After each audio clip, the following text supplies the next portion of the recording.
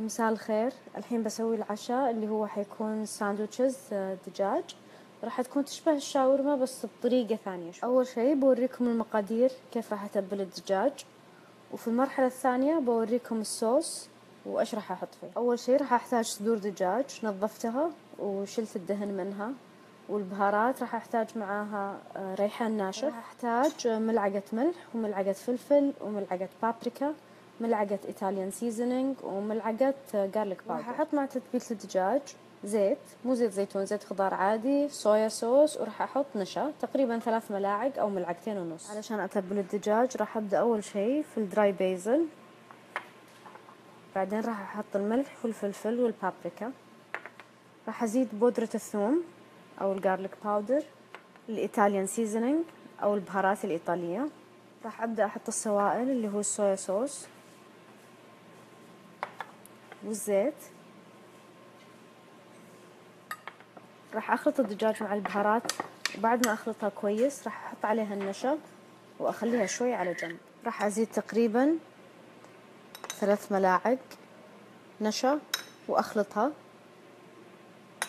الحين تبلنا الدجاج بكل شيء وراح نخليه شوي على جنب، وراح نبدأ بالصوص إلى ما يتبل الدجاج. الحين على النون ستيك بان راح أحط الدجاج،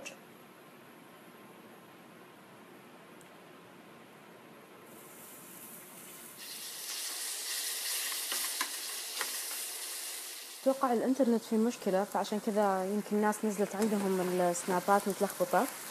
عموما هذا هو الدجاج الحين قرب يخلص. بسوي لكم زوم وأوريكم كيف صار شكل الدجاج أو لونه.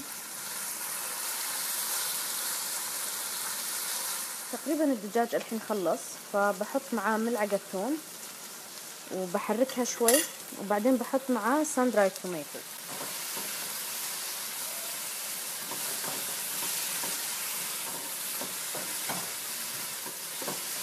بعد الثوم زدت الحين الطماطم المجففة اللي منقوعة بالزيت، وبحركها شوي وأغطيها.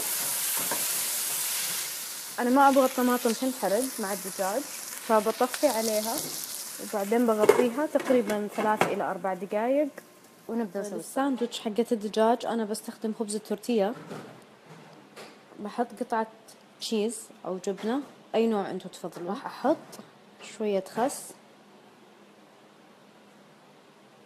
والحين بحط فوقها الدجاج. فوق الدجاج الحين راح أحط شوي من الصوص اللي احنا سويناه قبل. أنا سكرتها بهالطريقة وحطيت عود أسنان عشان يمسكها، وبحطها في الساندويتش ميكر أو السب، أحمصها شوي أو تقدرون تاكلونها زي ما هي الحين.